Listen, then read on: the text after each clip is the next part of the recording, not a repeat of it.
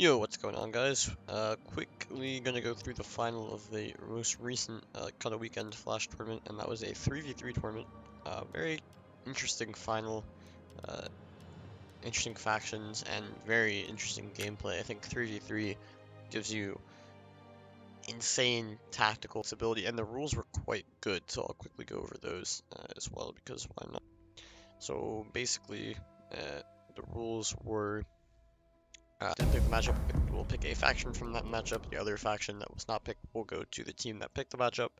And the other team will do the same, so they'll pick a matchup, other team will pick a faction, and the matchup picking team will get the non-picked faction. And then the last two factions are free pick, but every team must have one desert faction, one eastern faction, and one barbarian slash roam faction. So that's quite interesting. So you get a lot of diversity. Not necessarily weak factions, but there could be a couple of weak factions on the board. Um, but again, you have a lot of choice, so you could pick very weak factions from one culture, like let's say like Athens versus Sparta or something, and then the other team picking a matchup could pick a very good matchup like Boii versus Stylus or something, and then you'd have a very weak faction, and there's free pick in the last faction, so that would be like Eastern in this case, and you would get really good Eastern faction. So chance for one weak faction, but the way it's turned out here is all the factions are pretty strong, maybe with one exception. So if I remember correctly, they picked matchup. No, we picked matchup first. We picked Boii versus Rome. So yeah, sorry, a bit of lag there, but so basically we picked Boii versus Rome in the last time we played this team in the upper bracket final, which we won. So we were happy to pick that matchup again. We had Boii in that game. They selected to take Boii, so now we have Rome. They then picked a very interesting matchup, which was Nabataea versus Kush. We decided to take Kush because Nabataea is pretty trash, but there is counterplay for Nabataea in the matchup because they can take Calyphrax, good Cav, good archers, maybe pikes, and become a kite potential threat. And again, we have Kush, very weak against cavalry, so it's potentially dangerous there. And for the free pick, it was Hellenic faction since we both have a barbarian or Rome, and we both have an eastern slash desert. So that leaves free pick, and so I quickly selected Carthage, best available pretty much, and Parmenion decided to take Epirus, quite illogical pick there. Only other picks are potentially like Syracuse or maybe Massilia. But even in those cases, you're stretching it. Potentially Seleucids is on the table there as well to go for a full kite strat with both Nabataea and Seleucids kiting. But he went for Epirus. This is the standard theory here. Epirus and Carthage are the best two Greek-ish factions. Of course, there was a lot of debate about whether Carthage should actually be considered a Greek faction, but when you compare it, is it a barbarian faction? Definitely not. Is it an Eastern faction? Definitely not. So it pretty much has to go into the Greek category if you're only going to have those three categories. Anyway, so let's look at the players in the armies. So we have Altred on our left flank here as mighty melee spam Rome. He has 1, 2, 3, 4, 5, 6, 7 Hastati, 1 Principe, 2 Principe,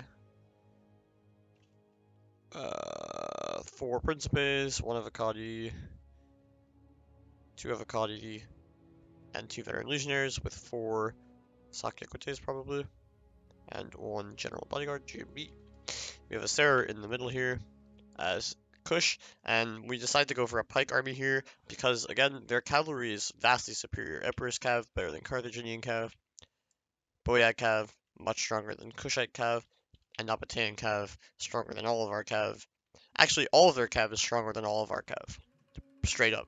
Not counting elite units, obviously, but Armored Desert Cav, Carthaginian Cav, and Saki Equites are worse than Nabataea Noble Cav slash Heavy Lancers slash Cataphracts, worse than Heavy Horse, worse than Thessalian. So cavalry is a huge problem. Kush very weak to Cav, so Asseror went for a very informed build, I would say, which is going to be pikes and showtells, because again, epidemics, you're going to have some problems against Cav.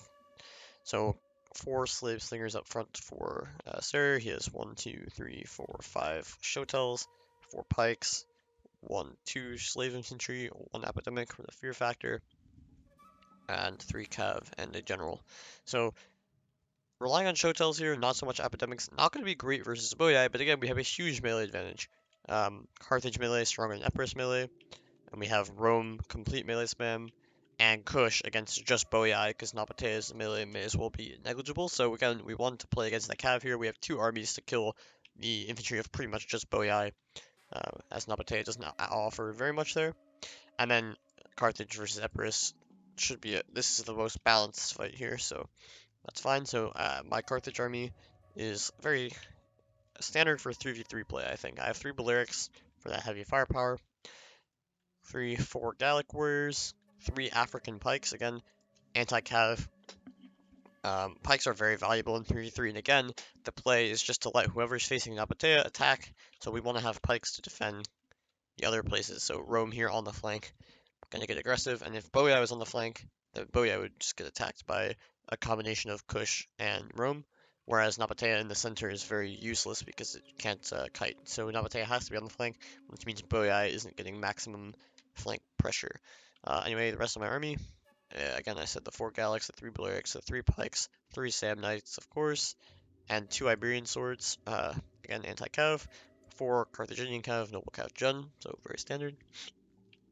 And we look at the Epirus army here, we'll hit play as well. Epirus going for a pretty cav heavy army, it's fine. 4 Thessalians, 1 Hellenic Royal Cav, 2 Tarentines, again no Jav Cav for us, but since it's a small map we can lock out the red line here. And of course there's no Jav Cav for these 2 factions, so only Tarentines means that my Iberians can just lock out the flank here. Slinger force is 1 Slinger, 1 Rhodian, and then 2 more Slingers, so 3 Slingers, 1 Rhodian. Or regular pikemen, I definitely disagree with this decision. These should be levy pikes, and then you should get better Rhodians.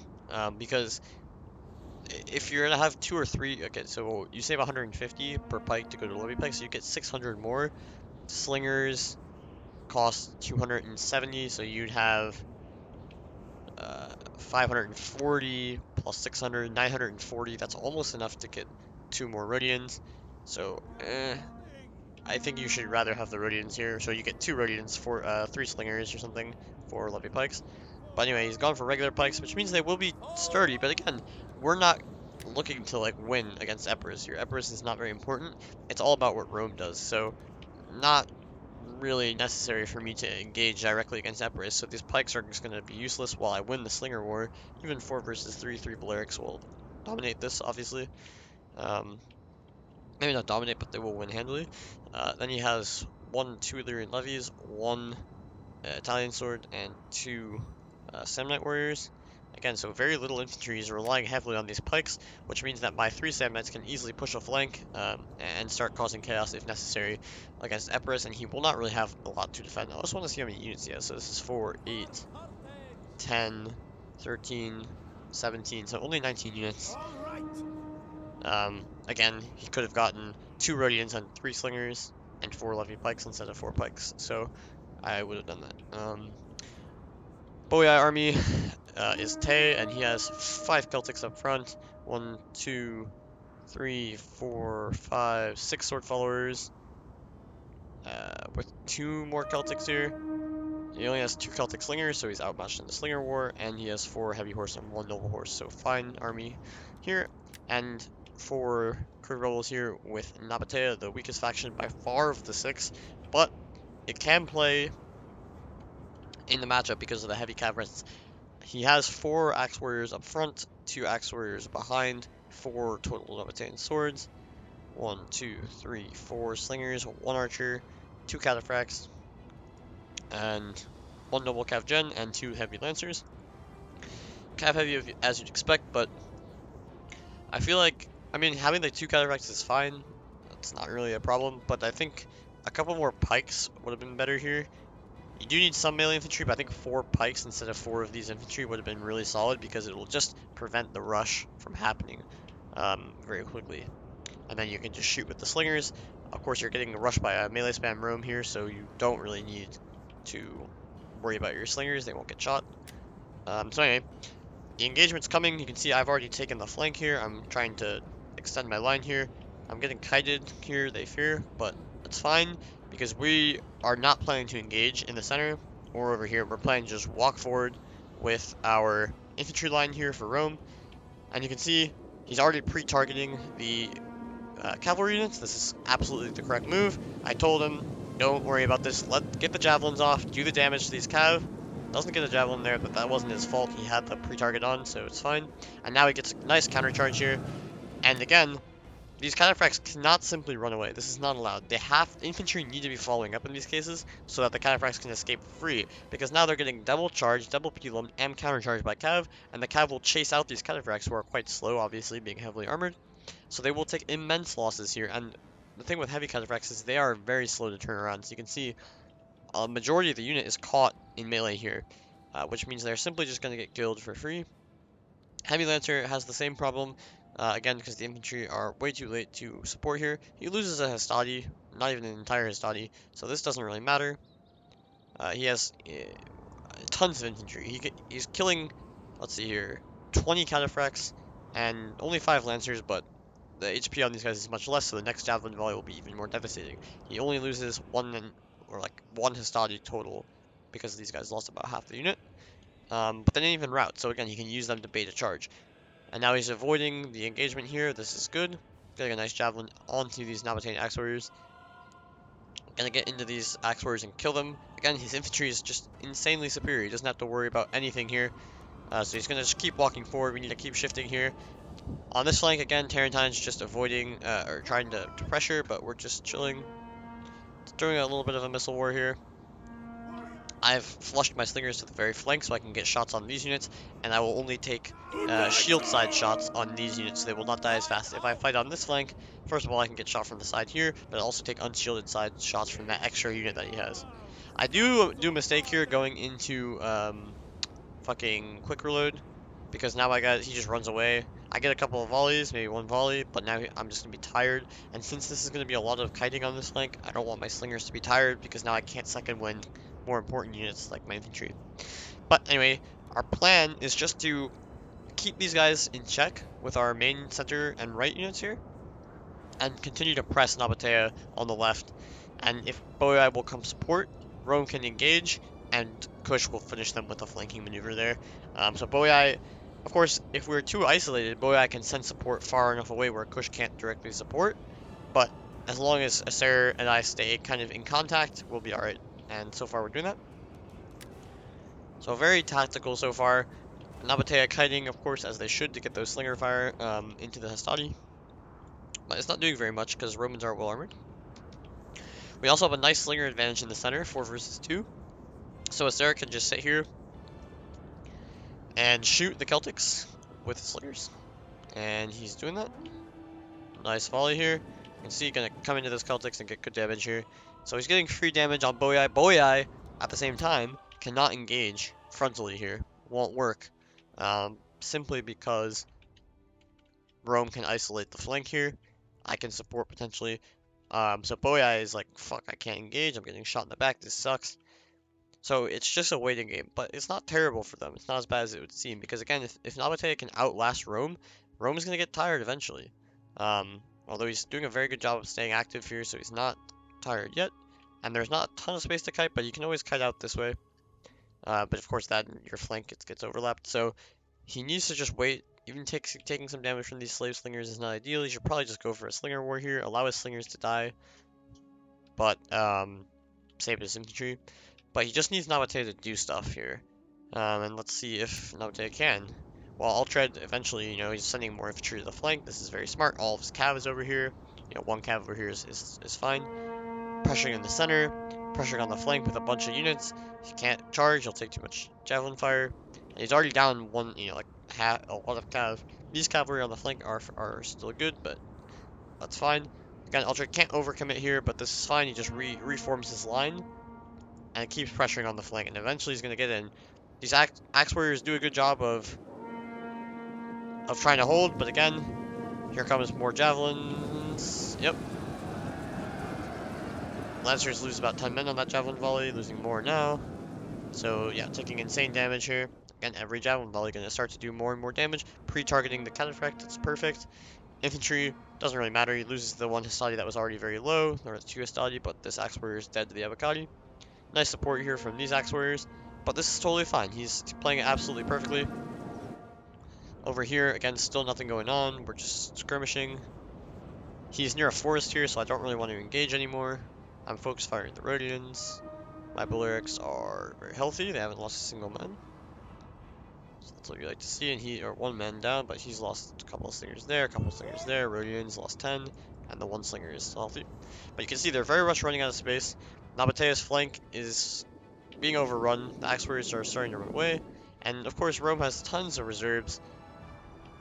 Cataphract comes in, takes another javelin volley, 2 javelin volleys, and down to 30 men. So he's killed off half a cataphract, more than half a cataphract, and it's only going to take more losses. Now infantry is engaged, which only means that infantry is going to die because Roman infantry is just that much better. Boii tries to take this opportunity to say, look, Rome can no longer prevent me from attacking Kush. And Boii does have the advantage against Kush here. Again, because there's no epidemics, and even if it was like a full epidemic spam type of Kush army, Boii is still very much in play there with their superior cav. Rome is, doing the right thing, pressuring the flank aggressively, but it can no longer help Kush, and, even Nabataea here can counterattack on the right, although, Rome is easily winning on the left. So that means that there's definitely some exposed armies here that potentially could be taken for a ride. So Kush, or Boii is getting aggressive here. Parmenion should actually get aggressive here, and I told Asseror, like, okay, we need to actually regroup with Rome here. And so he does exactly the right move. He shifts left, I shift back and left.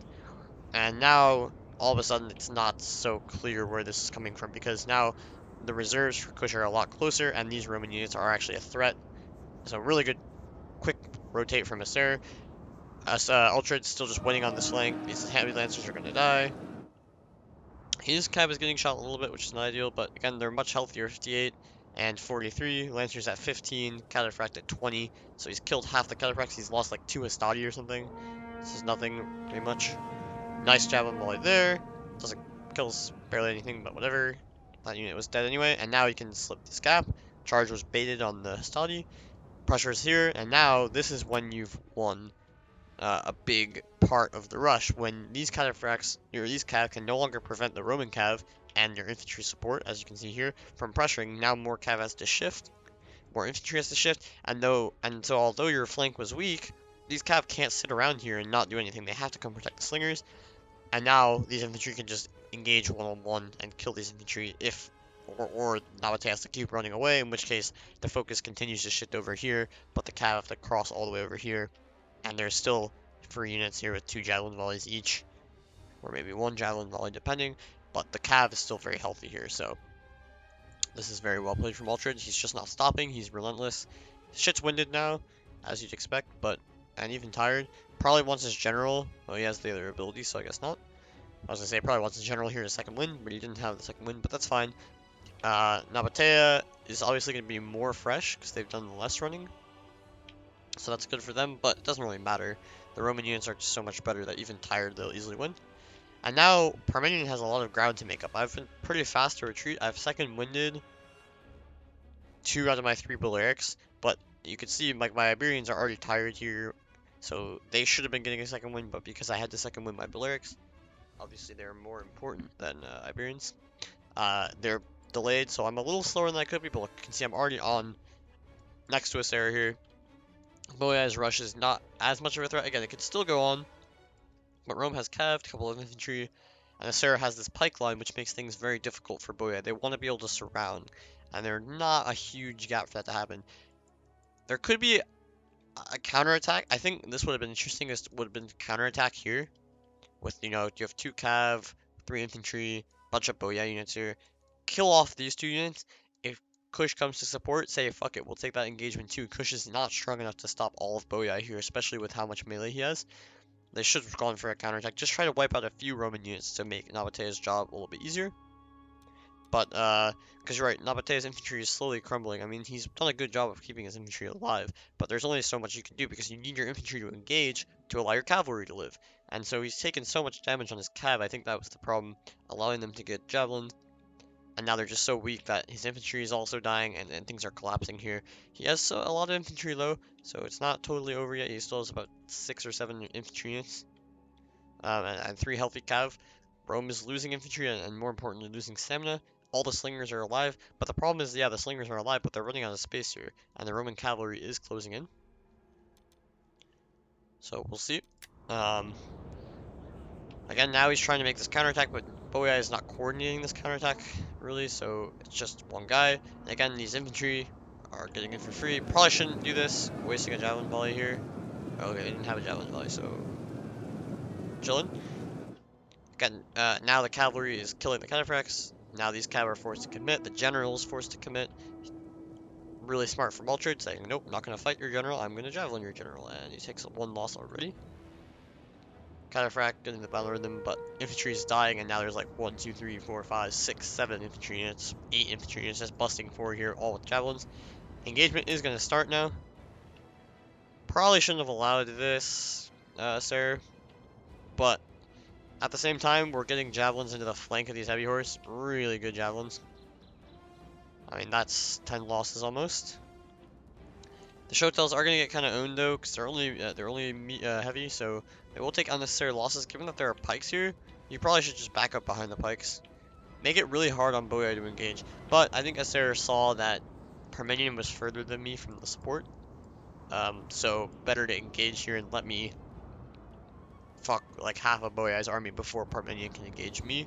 And accept some losses on your Shotels to keep your pikes healthy and to force the engagement, basically. Which doesn't allow Boii the time to surround, pretty much. These guys are a bit isolated, though. He does have a slave infantry here, which can just take the charge, though. Noble Horse General charged into a lot of javelins, too, and pikes, so he lost a lot of men. And Tay is just, like, aggressing. He has to go aggressive, I guess. Yeah, he maybe sees the perilous situation that Nabataea is in. And you can see they finally do coordinate this rush on the right here of Altred. But maybe it was a little late, because now, yeah, these Lancers get in, Hastati are going down, not getting any kills here. I actually got 11 kills, so not terrible. Probably own this heavy horse, to be fair. But the Roman infantry is engaged. The general's going to be forced to commit soon here. Now, actually. This is a bit aggressive, though. This is what you want as Nabataea, is like overcommitted cavalry with not enough infantry support, because again, this Hastati is going to lose to a full Nabataean sword, so there's that. But I am getting in here. Asseror shooting cavalry, this is ideal. I got into the flank of these Celtics and these sword followers. You can see they're stuck on my pikes here. Pikes are going to be able to do some damage here, killing a couple guys already. That's nice. Cavalry dying. My Celtics here, I pull them back. I see this charge. It's only 13 men, so it's not a huge problem. But I'm just running behind my pikes, baiting. Celtics are coming in to flank. And nice kills there on the Cav. And they're dead. Sword followers like pulling out diagonally across my pikes. This is really good. Gonna get a couple of kills here. So African Pike's doing a really good job. Again, Parmenion, he's in no position to actually engage me. I'm still doing a slinger war. I'm still winning the slinger wars pretty effectively. These Rhodians are getting focused. So very tactical, but again, Rome has, you know, well, our efforts on the right to not engage and but also not be separated from Rome have allowed. Look at this position for Rome. Just engaging everywhere, getting through. Infantry is dominating, obviously. And now there's only these slingers left, and we've only started our engagement on the right, or on our right, now. So Nabataea is in no position to help this engagement. Rome is overrunning Nabataea, and we're not dying to this rush. And we're actually winning on this flank because of how uncoordinated the attack was. So we were able to distract long enough to gain a very good engagement here. Asseror just, holding back, using the pikes to his advantage. Has the disciples in here, baiting with his pikes, kind of. He realized this is a threat, so he's going to use the epidemics to just own the sword follower. Really good use of them. Gonna get a nice charge with his general. The javelins were used, so he has a free charge here. These Shotels are gonna die, but again, he's just holding out. I'm helping him kill these units on the flank. I'm baiting. I'm not gonna fight Parmenion at all here. My slingers, extremely healthy, actually incredibly healthy. I've done really good damage to his Rhodians, so my slinger advantage is confirmed. And of course, his cavalry is very weak to slingers, so that'll be nice. And all I need to do now is I have this pike here. Once these units die, I just need to reform my pike line here, put my infantry over here, with a couple of reserves here, and he needs to go all the way around to actually flank my pikes. And my pikes are so good, with heavy armor, very good killing things that he can't directly engage them. It will just be too much, and he has to do something quick, but there's just no time to go all the way around here, so he's gonna have to do some kind of frontal engagement. Saw this charge coming potentially on my isolated Galax there, so I'm setting up my pike wall now. I have to save my guys here. He does bait this charge nicely, but I'm just gonna commit. See, I get the charge into 1 and 2 units, so this is quite good for me. My slingers are already on the focus here. He does bait this charge, but I'm never going to commit here. I see that. I get another charge. Did lose quite a few Carthaginians here, but again, this is all fine. If he's going to make me fight here, I can commit. I have to commit, in fact, aggressively to deny anything from breaking through here. I have my pikes elsewhere in the middle. Really good support on the flank. Again, he doesn't have that many non-pike units. So if I get 2 charges on these Sand Knights and Illyrian Levies, he only has 1, 2, 3 other melee units that can flank me here. And I have 5, 1, 2, 3, or I have 4 melee on this flank with 2 cav. So I'm very secure here. I just can't let units break through the center because then all of a sudden Kush, who is already holding on fragilely on this flank, is going to be under threat, while Kush is going to be doing very excellently on this flank because the epidemics are there. So that's my mindset. If he did do a nice job baiting these charges, but I have to commit anyway, so I might as well just take the charge into his units. And although one unit took javelins, this unit didn't. Nice charge. Galax gonna follow up very effectively. Here again, my pikes were just pushing out his Thessalians. I'm setting up my wall now. He goes for a really risky charge here. Actually, it might pay off. But like, no, he bails, yeah. It would have been so risky, my pikes start coming down. So now I've effectively locked out this area. I have really good melee in this fight. Better than his, in fact. Sam Knight and 2 Galax against Sam Knight and 1 Illyrian Levy. He will bring pikes into the fray, which is nice, where I can't really use my pikes here because I need to block off this area.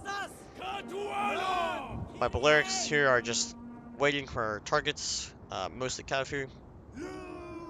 And I'm just kiting the flank here. He does do a nice job of bringing his pikes around the flank, but at the same time, again, bringing pikes around the flank takes a fucking long time to do. I can always just reset my pikes like this and then hold back here. Whereas look at Kush taking massive damage. Parmenion charging into pikes here, not ideal. Bad, in fact, you would say. Rome has, they've taken, look at Rome. They've taken significant losses, but so has Nabataea, right? Like, these Cataphracts are already going to be winded. They're already down a lot of men. Getting more javelins here. Rome still has, 1, 2, 3, 4, 5, 6, 7, 8, 9, and crucially, very healthy cav. Because Rome can literally tie down all of the cavalry or countercharge all of the cavalry of fucking Nabataea. And again, the Cataphract got double javelin, so Altred using his javelins pretty much perfectly. Now he gets into the slingers, just causing chaos here while allowing his infantry to recover. They are exhausted, so they're gonna be slow as fuck, but they're getting there. He's killing Boii units. He's gonna be able to fight with Kush here. And again, Kush is winning these flanks where the epidemics are at, where are they? Oh, they're here. Yeah, they already have 84 kills, only lost 7 men, so good performance for them. The noble horse of Boii is going down. The flank is 1. And again, as long as I can prevent anything from crushing this flank, and potentially allowing Nabataea to kite out here with his cav to regroup with Epirus, then I'm doing very well. So again, this engagement is only starting in earnest now. Very late. Here I'm gonna time a charge here. I only was walking here, which was really unfortunate, so I lose a shit ton of men on my general. But I time a really nice charge here. Bang. And don't lose anything, so they're good. Just really unfortunate that these guys were walking instead of running. They would have been way out. My Bolerics, still again the healthiest units on the missile units on the field with a lot of ammo. And I've locked down Boii here. I'm helping Asseror fight Boii. I have Sam Knights in this fight. And I'm also locking down the fight against Epirus without any real problems. So we're doing very well in this situation. Rome is finally wrapping up Naba. Again, having the cav and infantry in support, close support, I might add. Perfect play from Altred there. Kush wrapping up this engagement. And now it's just Epirus, because we were able to... Basically, we fought on the left, then Boii engaged piecemeal without Epirus, so we engaged Boii, collapsed on them, And by the time the Epirus got forward, we were able to reset our lines, kite, defend back, and force Epirus the long way around, while all of our previous engagements were winning because we were overwhelming in numbers. So now Epirus is struggling to defend everywhere. My infantry is again stronger than Epirus, so it's not really a problem. Using my Iberians here as anti-infantry, just owning them in the back. These Samnites are fucked, but so are these Samnites, so these pikes will do really good damage, poking me in the rear. But these Samnites are kind of also in trouble. These Tarentines just now are able to wrap around the flank, but I just keep cavalry here. My Blerics are shooting in Kev. He does get in, I guess. Not even. Blerics will easily finish this off. They've been shooting his general, they've been shooting Thessalians. You can see Thessalians, a couple of them are healthy, but most of them are dead. Finally catches Tarentines trying to go for me, but I was ready for that. And now I'm going to commit here on his Thessalians, kill this unit, and now my cav can wrap his slingers, whereas my slingers look pretty protected at the moment. A couple of them took some losses, but nothing significant. Nice job from Parmenion baiting his pikes here, but again, my infantry is just winning. His general is out here trying to help Nabataea survive, but the collapse comes in from every angle. So just a very slow tactical battle. Again, if me and Asseror had engaged early on, Rome could have just been fully kited. Nabataea could shift their cav to help the other engagements, and again, their cavalry was much better than Roman cav, so then they would have an advantage in those fights, while the infantry and slingers just kite away from the Roman infantry, which could never catch them alone. But instead we kept our distance here. We stayed close enough to support Rome, so that if Boii tried to do something, Kush was on them. If Epirus tries to support against Kush, then I can support quickly. And indeed, when Boii finally goes forward, I'm the first one to support. I kill a couple of Boii units for free, and I'm still able to reform, regroup, and defend against Epirus without any significant trouble. Here comes the winning Roman troops. Exhausted, but victorious, so they'll take it. And yeah, things just going down now for these Tarentines. They're exhausted somehow. And yeah, a lot of exhausted units out there from heavy fighting, especially when the units that were fighting against the Boii advance, they were fighting for most of the battle, but really good battle, I think. Very interesting. For me, of course, I didn't really do that much. It was really more about Altred's very, poised play, I would say. He didn't really over-aggress. He made sure his javelins connected with the cav, and he just kept walking forward, no fear, and kept his cavalry alive, uh, just long enough to kill all of the Nabataea cav, so that was really good. And of course, the infantry for Nabataea not going to ever get anything done, but I think the one mistake here was that they didn't support their cavalry closely enough.